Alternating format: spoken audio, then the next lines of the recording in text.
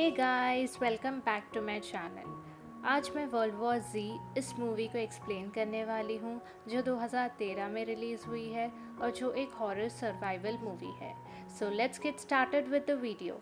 Movie की starting में हमें एक फैमिली बताई जाती है जहाँ पर एक हस्बैंड वाइफ और उनकी दो बेटियाँ होती हैं।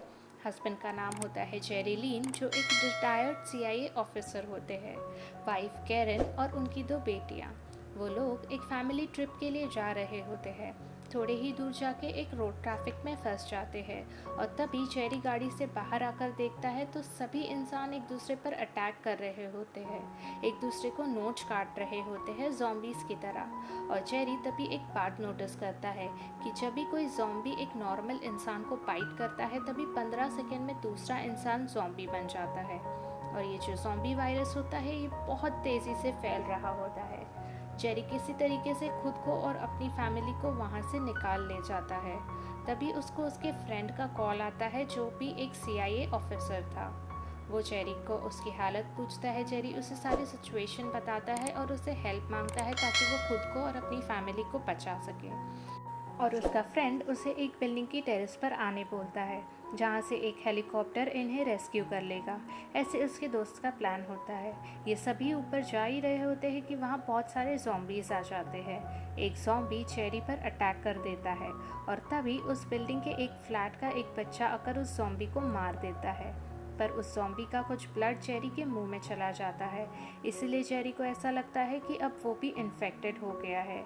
और वो टेरेस पे चला जाता है और अपनी फैमिली को खुद से दूर रखकर टेरेस की एज पर खड़ा हो जाता है कि अगर वो ज़ॉम्बी बन जाए तो खुद को बैलेंस नहीं कर पाएगा और वहाँ से गिर के मर जाएगा।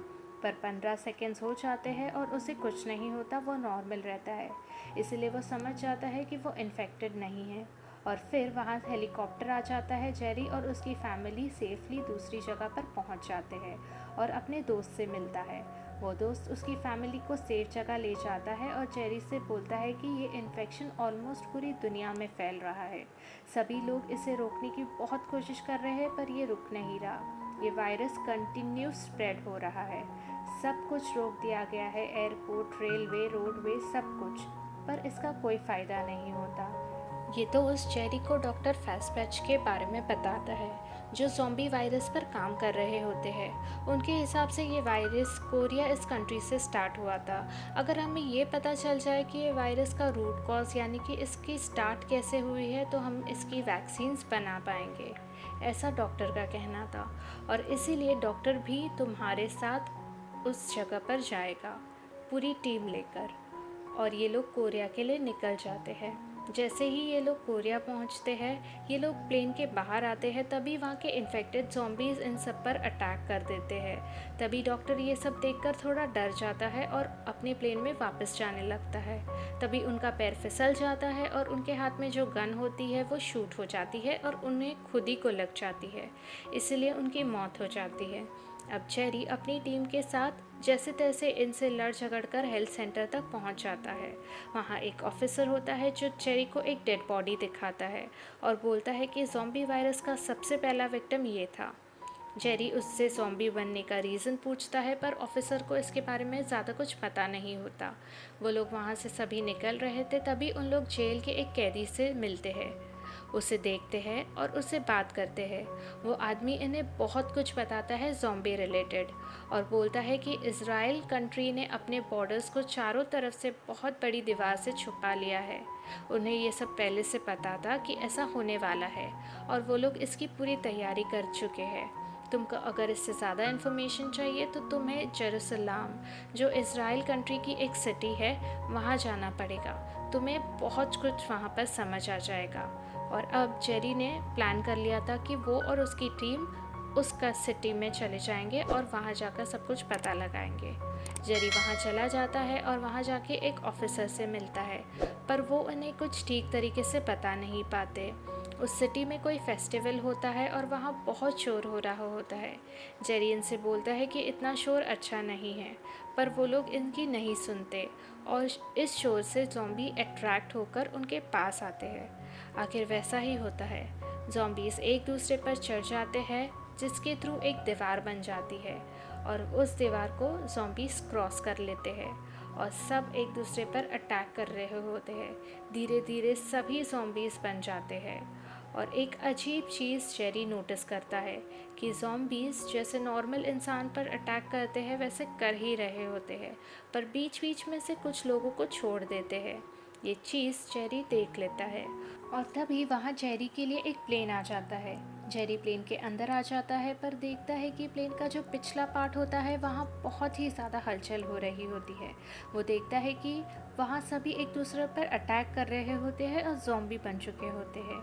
जेरी सोचता है कि यहाँ पे जो भी बैग्स और लगेज है उनके थ्रू एक दीवार बनाई जाए ताकि वो ज़ॉम्बीज़ यहाँ ना आए जाए, और सभी मिलकर बैग्स रखने लगते हैं और दीवार बनाने लगते हैं। और तभी एक आदमी से उसका बैग गलती से गिर जाता है और ज़ॉम्बीज़ ये देख लेते हैं और वहाँ आकर अटैक करने लगते हैं। ये देख जेरी एक ग्रेनेड उनकी तरफ फेंक देता है और प्लेन ऊपर आसमान में उड़ रहा था और तभी एक बड़ा सा ब्लास्ट हो जाता है। वो प्लेन क्रैश हो जाता है। सभी लोग मर जाते हैं, सिर्फ 2 लोग बचते हैं, जेरी और एक दूसरी ऑफिसर। ये लोग बहुत ही मुश्किल से WHO के ऑफिस यानी कि उनकी रिसर्च फैसिलिटी में चले जाते हैं। वहाँ जाकर इन्हें डॉक्टर्स फर्स्ट एड देते हैं और उनसे यहाँ आने की वजह पूछते हैं। जेरी उन्हें वैक्सीन के बारे में बताता है और बताता है कि मैंने एक चीज़ नोटिस की है कि ज़ॉम्बीज़ जब अटैक करते हैं तो कुछ लोगों को छोड़ देते हैं। वो लोग ऐसा क्यों करते हैं? क्योंकि शायद पहले से ही वो लोग बीमारी से पीड़ित होते होंगे और ज़ॉम्बीज़ को हेल्दी ह्यूमन बॉडी चाहिए काटने के लिए और वायरस को आगे स्प्रेड करने के लिए, ना कि बीमार लोगों को अटैक करते हैं। डॉक्टर ये सब सुनते हैं और कहते हैं कि अगर तुम्हारी बात सच है तो हमें पहले इसे टेस्ट करना होगा। वो बोलते हैं कि हमें एक बैक्टीरिया को अपने बॉडी में इंजेक्ट करना होगा और ज़ॉम्बीज़ के पास जाना होगा। अगर वो ज़ॉम्बीज़ अटैक ना करे इसका मतलब तुम्हारी ये थ्योरी काम करती है। और फिर जेरी इसके लिए भी रेडी हो जाता है। पर जो वैक्सीन्स रखी होती है वो स्टोर्ड का सेक्शन पूरा ज़ॉम्बीज़ से भर चुका होता है और उस फैसिलिटी में जाना यानी कि ज़ॉम्बीज़ के पास उनका खाना बंद करके खुद जाना जैसा होगा। पर जेरी इसके लिए रेडी होता है और 2 लोग वहाँ चले जाते हैं। जब वो लोग वहाँ जा रहे होते हैं तो थोड़ा सा शोर हो जाता है जिसकी वजह से ज़ॉम्बीज़ अलर्ट हो जाते हैं और इन्हें देख लेते हैं। जेरी कैसे करके आगे बढ़ जाता है पर दूसरे लोग अपनी जान बचाकर वापस चले जाते हैं। अब जेरी ज़ॉम्बीज़ से लड़कर उस रूम में आ जाता है जहाँ पर बैक्टीरियल वैक्सीन्स होते हैं और जेरी वैक्सीन्स लेकर वहाँ से निकल ही रहा होता है कि बाहर एक ज़ॉम्बी आ जाता है। जेरी बहुत सोचता है और एक वैक्सीन उठाकर खुद की बॉडी में इंजेक्ट कर देता है और फिर ज़ॉम्बी के सामने चला जाता है। पर लकीली ये आइडिया काम कर जाता है और ज़ॉम्बी उसे कुछ नहीं करता। वो चुपचाप वहाँ से निकल जाता है आराम से। और अब ये बात साफ हो गई थी कि ज़ॉम्बी किसी भी ऐसे इंसान पर अटैक नहीं करते जिनमें किसी भी तरह की बीमारी या बैक्टीरिया मौजूद हो। और अब ये डॉक्टर के पास पहुंच जाता है और ये सब बहुत ज़्यादा खुश हो जाते हैं क्योंकि इनके पास इस बीमारी का इलाज आ गया था और अब ये सब ज़ॉम्बी वायरस को रोका जा सकता है। जेरी अब अपनी फैमिली के पास जाता है, उन्हें वैक्सीन देता है, अपने दोस्त के पास भी जाता है, उसे भी वैक्सीन देता है और पूरी दुनिया भर में ये वैक्सीन को बांटा जाता है ताकि ज़ॉम्बी वायरस को रोका जा सके और ख़त्म किया जा सके। और गाइस ये मूवी भी यहीं ख़त्म हो जाती है। तो गाइस आपको ये मूवी का एक्सप्लेनेशन कैसा लगा है मुझे कमेंट सेक्शन में ज़रूर बताना। इस वीडियो को लाइक और शेयर ज़रूर करना और अगर आपने मेरे चैनल को अब तक सब्सक्राइब नहीं किया है so please do consider subscribing, और जो ऑलरेडी मेरे सब्सक्राइबर्स हैं थैंक यू सो मच। तो जल्दी ही मिलेंगे अपने नेक्स्ट वीडियो के साथ। Till then take care, bye bye and don't forget to be kind.